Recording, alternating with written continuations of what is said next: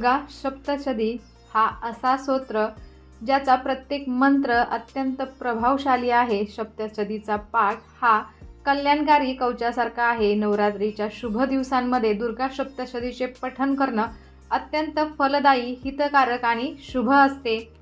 9 दिवसाच्या कालावधीमध्ये आपण देवीच्या 9 रूपांची विधिवत पूजा करत असतो। नवरात्रीत व्रत करणाऱ्या व्यक्तींनी उपासनेसोबतच दररोज दुर्गा सप्तशतीचे पठण करावं। असे मानले जाते की दुर्गा सप्तशतीचे पठण केल्याने घरात सकारात्मक ऊर्जा वास करते आणि व्यक्तीची प्रत्येक इच्छा पूर्ण होते। तर आजच्या व्हिडिओमध्ये आपण दुर्गा सप्तशती पठण कसं करावं, कोणत्या चुका करू नयेत, हे सर्व आजच्या व्हिडिओमध्ये आपण माहिती करून घेणार आहोत। नमस्कार, मी पूजा तुम्हा सर्वांचं स्वागत करत आहे पूजाज कॉर्नरमध्ये। तर दुर्गा सप्तशतीमध्ये 13 अध्याय आहेत। यातील 700 श्लोकांमधून दुर्गा देवीची पूजा केली जाते।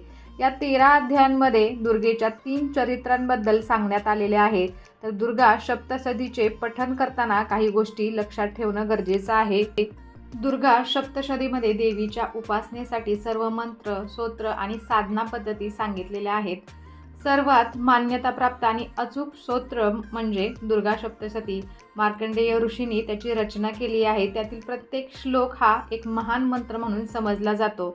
तर नियम जाणून घेतल्याशिवाय दुर्गा सप्तशती कधीही वाचू नये। याच्यामध्ये 13 अध्याय असून त्यात एकूण 700 श्लोक आहेत।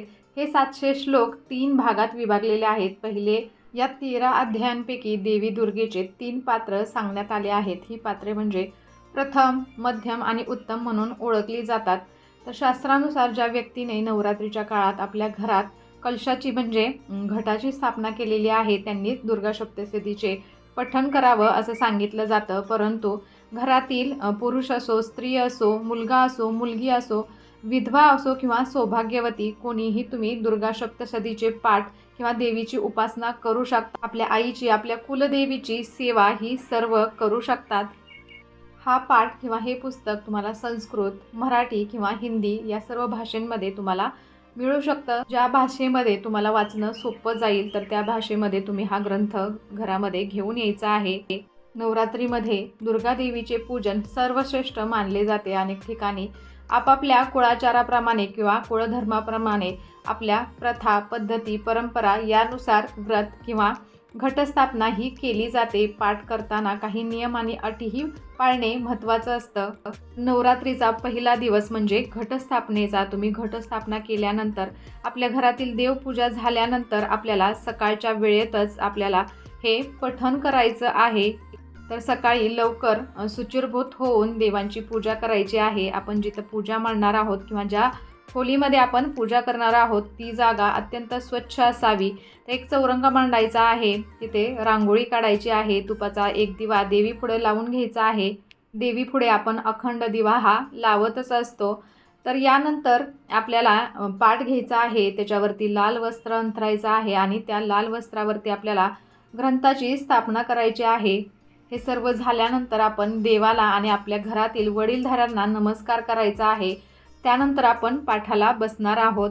श्री दुर्गा सप्तशतीचा पाठ आपल्याला पूर्वाभिमुख बसून करायचा आहे। बसण्यासाठी दशान नसलेले आसन घ्यायचं आहे। अंगावरती धूतवस्त्र किंवा सोळे घालायचे आहेत। त्याचबरोबर महिलांनी साडी घालायची आहे। बऱ्याच महिलांनी शुभ रंग वापरायचा आहे। शुभ रंगाची साडी घालूनच आपण पाठ करायला बसणार आहोत।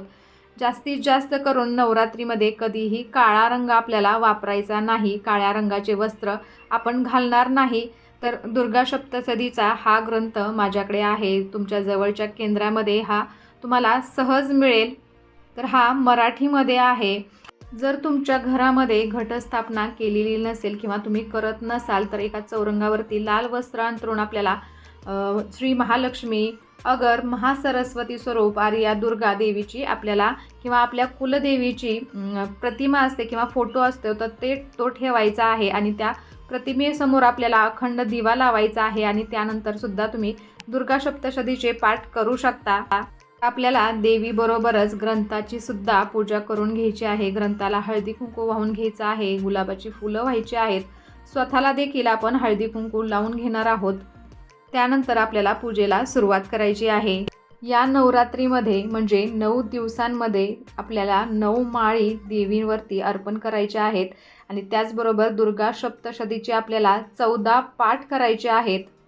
कारण या ग्रंथाचे 14 पाठ वाचन केल्यास नवचंडी केल्याचे आपल्याला पुण्य मिळते. तर दुर्गा सप्तशती हा ग्रंथ म्हणण्यासाठी किमान 2.5 ते 3 तास तरी लागतात. मात्र आजकालच्या धावपळीच्या आणि धकाधकीच्या जीवनामध्ये इच्छा असून देखील तुम्हाला हा संपूर्ण ग्रंथ रोज एक पाठ करणं शक्य होत नाही.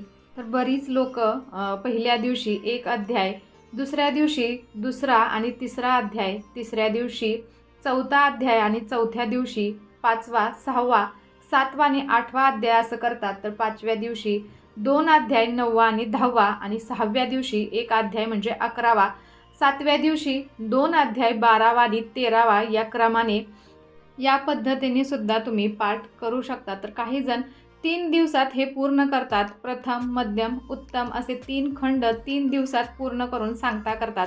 पण याचा पूर्ण सराव असेल तर पूर्ण इच्छेने हा ग्रंथ आपल्याला वाचनासाठी घ्यायचा आहे. जी साधना तुम्हाला जमेल त्याचीच निवड तुम्हाला करायची आहे. पूर्ण शुद्ध होऊन ही साधना आपल्याला करायची आहे. सर्वात प्रथम एका वाटीमध्ये आपल्याला स्वच्छ पाणी घ्यायचं आहे. त्यानंतर आपण आचमन करणार आहोत. तर उजव्या हातामध्ये 3 वेळा पाणी घ्यायचं आहे. ओम केशवाय नमः, ओम माधवाय नमः, ओम नारायणाय नमः असे म्हणून 3दा हे पाणी प्यायचं आहे. आणि 4थ्या वेळी पुन्हा एकदा पाणी घेऊन ओम गोविंदाय नमः असे पाणी आपण एका प्लेटमध्ये ते खाली सोडणार आहोत.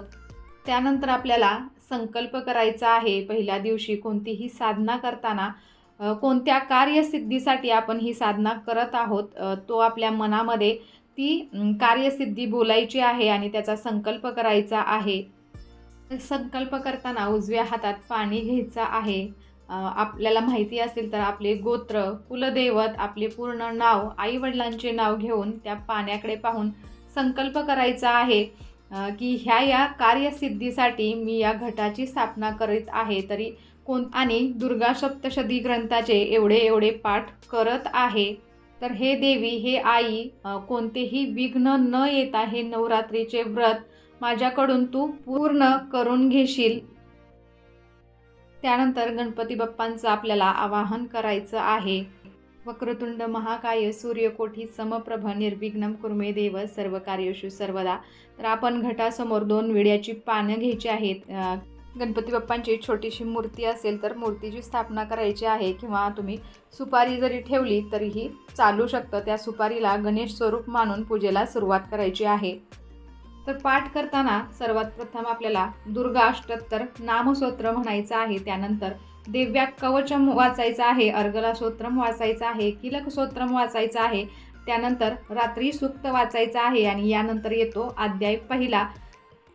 तर हे सर्व आपल्याला रोज वाचायचं आहे. 13 अध्याय झाल्यानंतर किंवा तुम्ही जेवढे पाठ करणार आहेत किंवा त्या दिवसाचे अध्याय संपल्यानंतर आपल्याला 1 माळ नवार्णव मंत्र बोलायचा आहे. ओम ह्रीं क्लीं चामुंडाये विच्चे. तर हा नवार्णव मंत्र आहे. तर याची 1 माळ आपल्याला जप करायचा आहे. नवार्णव मंत्राचा जप झाल्यानंतर आपल्याला तंत्रोक्त देवी सूक्त, प्राधानिक रहस्य, वैकृतिक रहस्य, मूर्ती रहस्य आणि देव्यापराध क्षमापन स्तोत्र हे आपल्याला म्हणायचं आहे. हे आपल्याला रोज करायचं आहे. हे पारायण किंवा ग्रंथपठण हे आपल्याला स्वतःला करायचं आहे. हा ग्रंथपठणाचे बरेचसे नियमही आहेत, तेही आपल्याला या पुस्तकामध्ये किंवा या ग्रंथामध्ये दिलेले आहेत. तर ग्रंथ एका जाग्यावरती ठेवला तरीही चालेल किंवा ग्रंथ वाचन झाल्यानंतर तुम्ही असं कपड्यामध्ये गुंडाळून थोडा बाजूला सुद्धा ठेवून देऊ शकता. या ग्रंथामध्ये या ग्रंथाचे काही नियम दिलेले आहेत. ग्रंथ कधीही हातात घेऊन वाचायचा नाही. ग्रंथाला असं पाठ ठेवायचा आहे, त्याच्यावरती लाल पिवळं वस्त्र अंथरून त्याच्यावरती ग्रंथ ठेवून मग तो वाचायचा आहे. सप्तशतीचा पाठ स्वतःला ऐकू येईल इतक्या मोठ्यानेच वाचायचा आहे. हा कधीही मनात वाचू नये. पाठ वाचन करताना एका लयीत, एका आवाजात जास्त चढ उतार न करता योग्य छंदात करायचा आहे. पाठ वाचन चालू असताना हालू डुलू नये, मध्येच कोणाशी बोलू नये. पाठ पूर्ण होईपर्यंत उठू नये. जर तुम्हाला उठणं गरजेचंच आहे किंवा उठायला लागलं तर तुम्ही नंतर पाठ सुरू करताना स्वतःचे हातपाय स्वच्छ धुवायचे आहेत आणि त्यानंतरच आपण परत ग्रंथ वाचनाला सुरुवात करू शकतो. कारण काहींची लहान मुलं असतात, घरामध्ये येणारे जाणारे असतात, काही काही नैसर्गिक आपल्याला कारणंही असतात, ज्या कारणाने आपल्याला मधून उठून जावं लागतं. तर ते केल्यानंतर आपल्याला स्वच्छ हातपाय धुवायचे आहेत आणि त्यानंतरच आपण वाचनाला बसणार आहोत. जांभई, शिंक, ढेकर असल्यास किंवा आल्यास श्रोताचमन करायचं आहे. भोजन करून कधीही पाठ वाचू नये असं सांगितलं जातं. त्या पठणाच्या दरम्यान किंवा पाठाच्या दरम्यान तुम्हाला जर मासिक धर्म चालू असेल किंवा सुरू झाला तर तुम्ही घरातील कोणाकडून सुद्धा हे पाठ पूर्ण करून घेऊ शकता. हा पाठ करताना पूर्ण ब्रह्मचर्याचे पालन करावे. हे पाठ करत असताना वेगवेगळे चांगले किंवा वाईट आध्यात्मिक अनुभव येत असतात. त्या अनुभवांना सहन करण्याची इच्छा किंवा शक्ती घेऊनच आपण हे पाठ करायला बसणार आहोत. रोज देवीची आरती करायची आहे, देवीला नैवेद्य दाखवायचा आहे आणि घटावरती त्या दिवशी जी आपण माळ घालणार आहोत ती माळ आपल्याला घटावरती चढवायची आहे. तर घटस्थापना कशी करायची, काय मुहूर्त असणार आहे किंवा संपूर्ण विधी ही तुम्हाला मी आधीच्या व्हिडिओमध्ये दाखवलेली आहे. पाहिलं नसेल तर तुम्ही नक्कीच जाऊन चॅनलवरती पाहू शकता. नवरात्रीमध्ये प्रत्येक दिवशी दुर्गा सप्तशतीचे पठण करायला विसरू नका. दुर्गा देवीचे शुभाशीर्वाद आणि कृपादृष्टी आपल्याला त्यामुळे लागते. आई भवानीच्या किंवा आपल्या कुलदेवीच्या कृपेने अनेक संकटांमधून आपण बाहेर पडतो आणि दुर्गा सप्तशतीमधील अध्याय पठणाचे विविध लाभ आपल्याला मिळतात. तसेच आपल्या सर्व मनोकामना पूर्ण होतात. यानंतर दुर्गा सप्तशती पठणानंतर दान करणे अत्यंत आवश्यक समजले जाते. यथाशक्ती आणि यथासंभव आपल्याला हे पाठ झाल्यानंतर किंवा पाठ पूर्ण झाल्यानंतर आपल्याला दान करायचं आहे. असे केल्याने प्रत्येक कठीण टप्प्यावरती देवीचे शुभाशीर्वाद आपल्याला मिळतील. देवीची कृपा आणि पाठिंबा यामुळे आपल्याला मिळणार आहे. कसा वाटला आजचा व्हिडिओ मला नक्कीच कमेंट करून सांगा आणि अशा छान छान व्हिडिओसाठी पूजाज कॉर्नरला सबस्क्राईब करायला विसरू नका. बेल आयकॉन ही क्लिक करा जेणेकरून तुम्हाला माझे नवनवीन व्हिडिओज असेच पाहता येतील. चला तर मग भेटूया अशाच एका छानशा व्हिडिओ बरोबर. तोपर्यंत धन्यवाद. श्री स्वामी समर्थ.